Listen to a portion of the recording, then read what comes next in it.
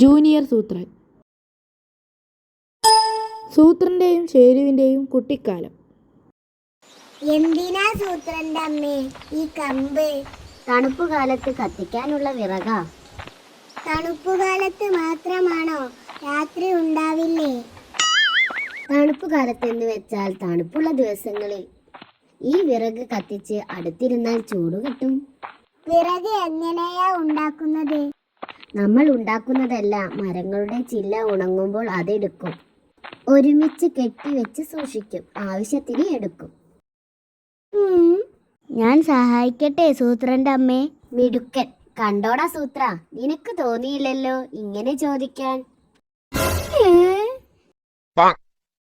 മരത്തിന്റെ കമ്പെല്ലാം കെട്ടിവെച്ചു, ഇനി ഉണങ്ങുമ്പോ നേരെ എടുത്തോണ്ട് പോകാം.